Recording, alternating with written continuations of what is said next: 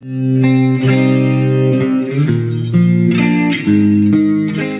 guys, it's Malibu. Welcome back to my channel. Hope you guys are having a wonderful day. This week marks 1 year since I had my hair transplant, so I wanted to give you guys a little update on that and share with you the details of the procedure, the recovery, and all the pictures from along the way. It was the 6th of October 2023 when I had the operation, so that is this Sunday, I believe. So I'm 1 year post-up now, and this will be the first video that I've ever really made about this topic, so let's get into it. So, backstory. If you're new here, I'm transgender. I've been fully presenting female since 16, experimenting sort of 14 and 15. I didn't have an issue at all with my hairline growing up.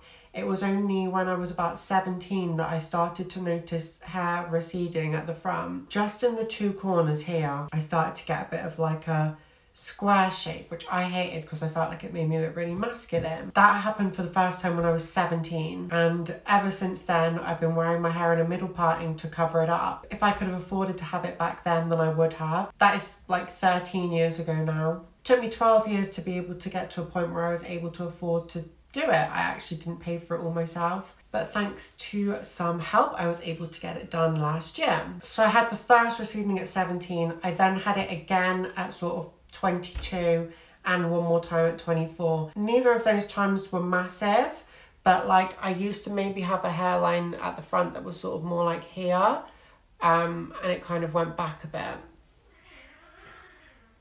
Oh my god, my cat's going crazy outside. I wasn't massively bothered about it receding in the middle. I was just bothered about the corners because it looked really masculine. I really just wanted to get it back to how it was and how it is now. So like I say, all those years I lived with just dealing with it because I couldn't afford to have it done. I could never wear my hair up. I used to wear my hair in a side parting as well, and since 17 I basically had to stick to the middle parting for 12 years. Interestingly, now that I can do a side parting again, I'm like so used to the middle parting that I don't even want to anymore. But it was very frustrating for a long time, especially when I was younger, not being able to experiment with different hairstyles anymore. But it was never bad enough to the point that I had to wear a wig or anything like that. I always had my own hair, I just had to have a middle parting to cover those side bits. So I will put in the pictures to show you what it was. I'm low-key embarrassed by this. I've never shown anything like this, but now that it's fixed, I feel like I can. So these pictures that you're seeing here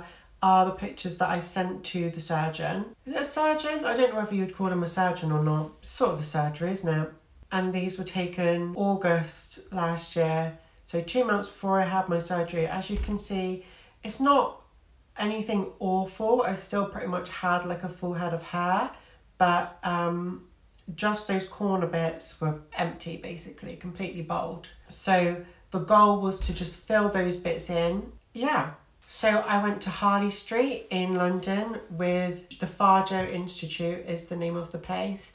And the doctor who did my transplant was Dr. Greg Williams. I actually spoke to a surgeon who does hairline lowering surgery beforehand because I thought potentially that was the best option, and it would have meant that sort of when it was healed, I wouldn't have had to wait for it to grow out to look normal again, which it still doesn't, by the way. I will show you it in a little bit. But yeah, he basically said for what I wanted, to fill in the sides and not just lower the whole hairline, it would be better to go to a hair transplant person. I think he actually recommended Dr. Williams to me, and I went to him. First I had a video consult, and he basically said, yeah, I can definitely help you. So then I went to go see him for a consultation, and he decided how many grafts he thought I would need, and it was 1,200 grafts that he said at the consultation. I believe on the day he did slightly more. I think it was more like 1,250, but around that 1,200 mark. And the price for that was 5,500, which actually I was expecting to pay more than that, so I was pleasantly surprised by that number. Could have been a lot worse if I'd needed more. I previously went to someone years ago and they wanted to charge me 20 grand for it. So yeah, I was expecting a higher number. Obviously I couldn't afford 20 grand, so I didn't get it done at that point. But yeah, after the consultation, I went back down. It was very, very quick. I think I only contacted him in August and I had it in October, or maybe I contacted him in like July. The pictures are from August. Yeah, it was a very quick turnaround though. I went down on the 5th of October and had it on the 6th. So I had to get there on the day very early. I think I had to be there at like 7:30. We stayed in a hotel. My boyfriend dropped me off and then picked me up after. Crack of dawn. I'm not a morning person, so it wasn't my favourite thing to do, but it was worth it. He got me into like one of those gown thingies. I think he took pictures. He may have took pictures at the consultation actually, which was like 2 weeks before. And then pretty much we got straight on with it. I was awake for the entire thing. I basically just had to sit there and let them get on with it. It was him and I think 2 or 3 other girls, and they were just behind me the whole time, so I didn't really see what was going on. So the method that I had was, I want to say FUT. I will double check that and I will put on screen now whether it was FUT or FUE, because there are 2 types of hair transplant. They cut your head open like a slice. I will show you the picture of the back of my head in a minute, which is quite graphic, so be warned of that. But yeah, rather than the other method where they like literally go into your scalp and pull out like the follicles, and that's when you see people that have all the little holes in the back of the head. So I didn't have that. I just had, he basically cut the skin, took the section that he needed and then sewed it back up. So I had no baldness at the back, only where the scar is. Here is a picture of what the back of my head looked like during the recovery. So because obviously they just took that section and sewed it back up, I had a huge scar there. The scar, it actually took a long time to heal, but that's partly my fault because I have ADHD. Well, I think I'm undiagnosed ADHD. I'm in the process of getting a diagnosis, but I'm pretty sure I have it. And I'm very like picky and probably slightly OCD as well. There's something on me that is like a bit different. I really struggle to leave it alone. And with the scabs, I really did struggle to leave it alone. And so it took about 5 months to heal. It was supposed to take 3 weeks. But it's all healed. It is what it is. It was just a long process, longer than it should have been for me. It was quite painful at the start. He did obviously a local anaesthesia, so it didn't hurt during the process. But when I came home, it started to hurt a lot. But yeah, during the procedure, I was basically just sat there while they take all the little hairs out of that strip of skin that he pulls out of me, and they stick them all in the front. And when I left, it looked like this. You can see where he put all of the little pieces of hair. It's not the best photo in the world. All of that area is like scabs, which form around obviously where he's implanted all the pieces of hair. That was the day I got home, I believe, or the day after. It was all very bloody. You could just see a lot of blood, but it's like dried blood. I could feel when he was doing it, the anaesthesia sort of wore off and I could start to feel it wasn't that painful. It was like, it's basically just having like a needle going in you over and over. It's like just getting a load of injections. I was getting so tired throughout the day of not knowing what was going on. When the feeling started to come back, I just didn't even say anything, so I could just sort of feel what was going on. I thought we were like maybe half an hour towards the end, but I think we had like another 3 hours to have. That whole afternoon I was sat there feeling everything, going but it was what it was. It wasn't that bad. I've got a high pain tolerance, I think. The recovery was absolute hell. Not because necessarily pain, although the back really did hurt a lot. That was where I had the most pain, especially when sleeping. I had one of those neck pillow things, so basically I had to sleep like that. So like the pillow was like touching my neck, but not like, my head couldn't be on the pillow. It was a nightmare. It was really difficult to sleep. And also you have to be so careful with the grafts for the like 2 weeks afterwards. If you nudge them in any way, they will fall out and your hair transplant will fail. So as well as the pain you've got going on, you have to be so careful not to accidentally scratch your head, not to knock it in any way. Obviously when you're sleeping, you have to be dead still. I literally slept, I did this for like 3 weeks because I was paranoid. Had the neck thing, and I had like pillows literally like jamming me in so that I couldn't move. I was literally just sleeping like this. I did not sleep very well during the recovery, but it was worth it because obviously I got the results that I wished for. I had to wash it every day, but I couldn't wash it just like normally. With very gentle running water, wet it, wet a flannel. I think I put shampoo into the flannel, like, you know, soaked up the flannel, put the flannel on the graft, and just like pat it around for like a minute or so, and then gently rinse off with water again. In fact, I think I had to rinse through the flannel for the first week. But yeah, very delicate. The first time I did that, I was really scared because I just thought, I'm gonna fuck this up, I'm gonna fuck this up. But I didn't, and actually after the first time I gained a lot more confidence with it. I sort of knew what I was doing. It was just a daily routine that I had to do at that point. And actually the whole washing part wasn't that bad, and every time you would do it, after like the first week anyway, you'd see like the bits of scab shedding and stuff, which was always good.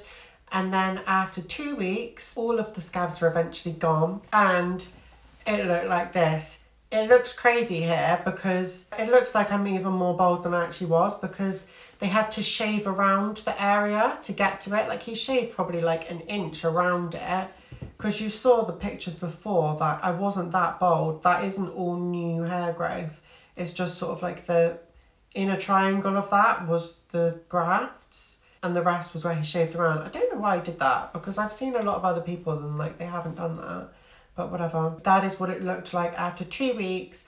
I was very impressed. I don't think I lost a single graft. So everything that was put in my head, I believe, remained and is still there now. Oh, here's a couple of pictures of me in recovery. This is probably before. I couldn't like just wear my hair down because I had to be really careful with it. My hair also felt really thin because they'd taken the chunk from the back. It was really like ratty. So I did give myself a big chop when I was in recovery. Yeah, I'm just kind of growing that back now. But yeah, I was very, very happy with the hair, and I was just waiting for it to grow at that point. Unfortunately, with a hair transplant, after you've got through the recovery bit, you then have the shedding phase. So all of that hair then falls out. I've got a picture of that. This was like a month later. I knew this was supposed to happen. You get told this. But I'm sort of thinking, oh my God, what if it doesn't come back? But it did, and it started to come in sort of 2-3 months after that. Yeah, I've just been on a growing journey since then. So I'll show you it now. Obviously, it kind of is just blending into my hair now, but you can see all these short bits here is the transplanted hair. Like this section here, that is pretty much the transplanted hair. And so now it's getting to a point where like I can almost cut that into a fringe. I've kind of cut around it to like kind of get it to blend a bit, but it's still not quite long enough to get it to do what I want. But you can see the hairline is nice and round now, and it will stay when I like pull it back, but it won't stay for long because it's not long enough to actually get into a ponytail yet. My hairline is nice and round. I'm very happy with it. I do think it's a little bit more sparse on this side. You can kind of see there's a bit more gap in it on that side than there is over here. But overall, I'm very, very pleased with it. They say you don't get the full results until like 18 months later. But to be honest with you, I kind of got it all at that 2-3 months. And I haven't seen a massive amount of increase since then. Maybe very slightly, but you pretty much get most of it at the beginning. And obviously for me, because I've got long hair, I then had to wait a year for it to kind of grow back. And like I say, it's still not quite there, but I've got a nice hairline now. I can wear my hair up if I stick it back. I can't wait for it to get long enough where I can actually properly put it back. Overall, I'm really happy with the results, and I would 100% recommend it to anybody who has a similar issue to me. It's obviously not just for trans people. A lot of cis men get it, and even cis women can get it. I was supposed to go back for a follow-up, I think after like 8 months. Because it's so far away, it's like, oh, I just didn't do it. I couldn't be bothered. But there's no issue, so there's not really any need for me to anyway. I highly recommend the doctor that I had. I think he did a great job. It looks really, really natural. You see someone, it just looks like, but like, I really think he's done a really, really good job. I couldn't be more happy with it. Yeah, that is my hair transplant journey. It won't be too long before I'm able to tie it all up, and you'll see me with different hairstyles. I've already kind of been doing a few different hairstyles since I've had it done. I'm definitely more at the point where I can do different things now. At first, obviously, it was just like literally little like tufts of hair. But yeah, I'm really, really happy with it overall. If you're thinking of doing it, do it. It's so worth it. And thank you guys for watching. If you're still here, good job, because this is probably a very long video. Thank you so much, guys. I will see you next time. Bye-bye.